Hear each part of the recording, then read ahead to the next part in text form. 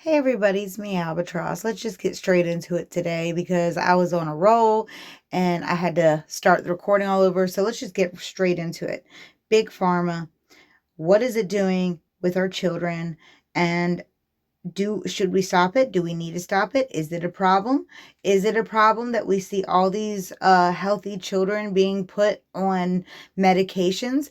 And then we're going to get into a little bit of the therapy racket, all of that. Okay. First of all, let's talk about the kids being drugged. Now, these are some staggering numbers. I'm not going to lie. Um, 1 out of 6 kids between the ages of 15, between the ages of 5 and 17 years old who receive mental health treatment in the United States of America.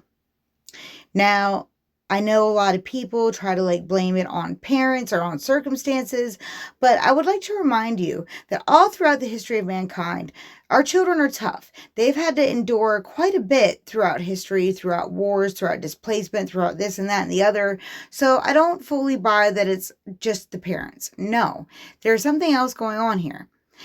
You can't tell me that 1 out of 6 kids, out of all these kids in the United States, they all have what? They all have crappy, neglectful parents? No, I don't buy that. I don't buy that. There is something else wrong, something else going on here. And I'm not trying to speculate on what it is. I'm just saying that medication, I don't think, in my opinion, is the answer. Okay?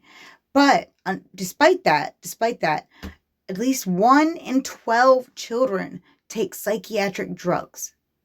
That is just for mental health conditions, okay? I'm not talking about the kids who actually have chronic physical diseases who have to take medicine every day. That is not what I'm talking about. I am talking about mental health medications and the racket that is going on, how they're using kids, they're ruining children doing what they're doing. And now, before you want to immediately jump and blame parents for everything, I would like to explain to you how this really works, okay? They'll take, not all teachers, but there are some teachers out there who want every kid to fit the same standard, the same norm. So they're going to move around, disrupt the class a lot. Obviously, the first thing they want to do is recommend that the kid go see a doctor. And then the first thing the doctor's going to do is diagnose them. Let's just pick one, because I don't want to, just get sidetracked on a bunch of different things here. Let's just talk about ADD and ADHD as for an example. Okay, kids who are maybe running around, can't focus, everyone has those kids in their class. Well, then they go to the doctor, and the doctor will recommend them to be prescribed speed. Yeah, because that's just totally normal to take a physically healthy kid and pump them through with chemicals and medications every day. I mean, it shouldn't be normal, but that's where we are as a society, where that has become normal. That's become normal. And then the parents who might second guess or question, I don't know this, I don't know about this. This doesn't sound healthy or normal. The doctor will then come out with a response, with a rebuttal. Well, do you want to watch your kids fall behind all the other kids in their class? Don't you want your kids to be able to keep up and have the best chance? And they'll really, make it sound all good. They'll try to make the parents feel guilty for wanting to question their own gut instincts. And then, lo and behold, a lot of these kids do end up on these medications. Now, if you're one of those parents who didn't fall for it, congratulations, but many parents do. And you can't get mad at them. They honestly think that they're doing what's best for their child because they're trying to listen to the professional. They think that they trust these doctors or actually have their best interests at heart. And shit, maybe even the doctor actually thinks he has their best interests at heart. But let's remember who writes the doctor's textbooks. Big Pharma. The same people who profit from all these medications write the daggone textbooks. So, I don't know. And I'm not trying to completely alleviate any responsibility from doctors. A lot of doctors do know. They know what they're doing. They do it anyway. And it's sad. It's leading to a lot of problems with these kids later in life. A lot of problems. But anyways, so that's just, with the kids being drugged, it's a problem. It's a big problem, pervasive problem, and it's becoming more and more frequent. And I implore you, parents, listen, you don't have to put your child who is physically healthy, there's nothing wrong with them, children will be children, you don't have to feel guilty about not putting them on medicine. Even if they do struggle a little bit, even if they do fall behind a little bit, it's better that these kids find coping mechanisms now than later. Because listen, here's the thing. A lot of these kids, and we're still on the ADD and ADHD topic, later in life, when they get to become an adult, all of a sudden the tables will turn and everything will be different. They'll be forced to go to therapy. They'll be treated like they're an absolute drug addict if they still need their medication. And then this happens, this really happens. They'll be forced to go to therapy. They'll be forced to see the doctor every month versus every couple months. It becomes a thing. It becomes a huge money making racket for big pharma. And then the child is left with the stigma for the rest of their life. It's a thing. It's a huge thing. And if you are one of those parents who have your children on medication now, I would really, really think about it. See how your child behaves and acts. Maybe they are more well behaved, but do they seem normal to you? Or do they seem like zombies? Or maybe it's the opposite. Maybe they seem wired out of their mind. I don't know. But it will mess with them for the rest of their lives. I'm just saying. And I know you all mean well and you want what's best for your kids. I implore you to try to find another way. That's all I'll say about that. Yeah. That's all I'll say about that. But in that particular situation, though, I actually am kind of speaking from experience. For those of you who come back to this channel a lot, you know that as I've been honest with this in my life, I was one of those children that was put on stimulants at a very, very young age. I was 5. I was a very young child. And yeah, it does. It has a huge lasting impact for the rest of your life. Even when you get off of those medications, which thankfully I have been off of them for a long time now. It was a very hard road to get there, though. It was not easy, and I wouldn't wish that on anybody.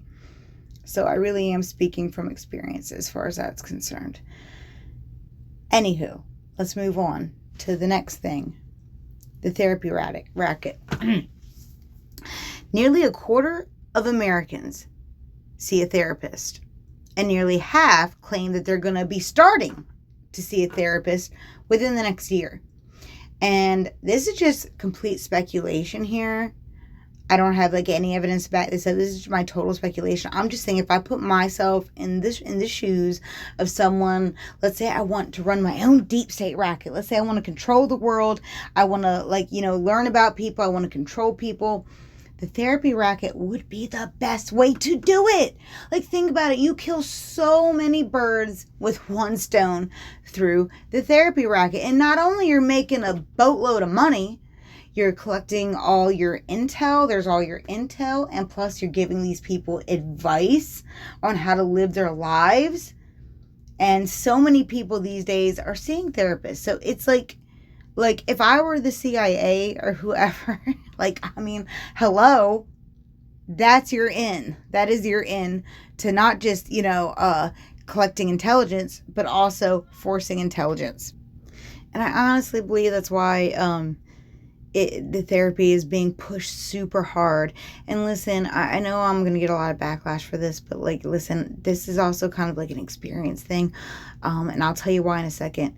But first, I just want to say that, first of all, the issue I take issue with is the fact that it's encouraging you to yet again seek to someone outside of yourself, someone who simply just has a college degree in psychology and stuff. And I mean, that's a lot. That's a big thing. I'm not trying to knock that or anything, but your first instinct shouldn't necessarily to be seek outside validation, or not just validation. Maybe that's the wrong word.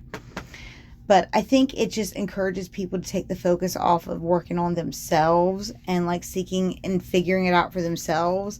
I don't know. Some people really do need therapy. Some people, maybe therapy has saved their lives.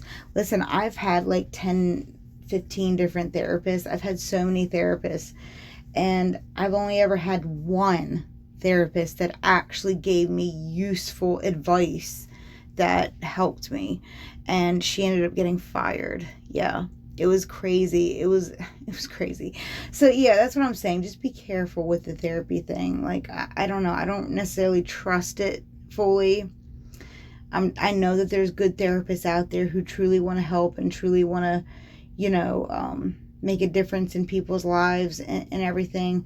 That's all great and good. Just be careful, because like I said, if I was the CIA, I would want an in through that. I really would, because that would be perfect for them. Like, not only they can collect all the information that they could ever desire about the population, they can also go the other way that they usually do and enforce information onto the population like they like to do.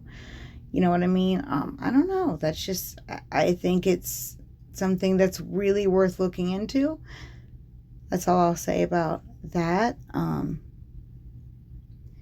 And I think the first advice, honestly, in my opinion, the first advice that anybody should get if they're struggling with any type of mental health issue, and I used to hate people for actually saying and recommending this. We used to get on my nerves so bad, but it actually is the most helpful thing, is meditation, breath work, meditation, like a few minutes a day. That's so much more valuable than hours of therapy. No matter how good the therapist is, no matter how much they want to help, it's you should always, in my opinion, I would try it. Just a thought. The ancients recommended it for a reason. You know what I mean? It worked for people for thousands of years up until this point. I would give it a shot. That's just my opinion. But so yeah, that is like episode 1. Like, I'll be doing a couple more episodes on Big Pharma, because they're just so dirty and so, like, oh my gosh, they've got to go. They've really got to go. It's like, that big like machine gear thing I drew with like the different components of the deep state. Well, like, Big Pharma, big cog in that machine, like probably what you might call it, the carburetor, or if you will, of the whole machine that is running this beast system. Like, it's, yeah, just I don't trust it, and I think that's good. I don't think you should trust it either. But yeah, anyways, that's all I got to say about that. I hope you all have a good day.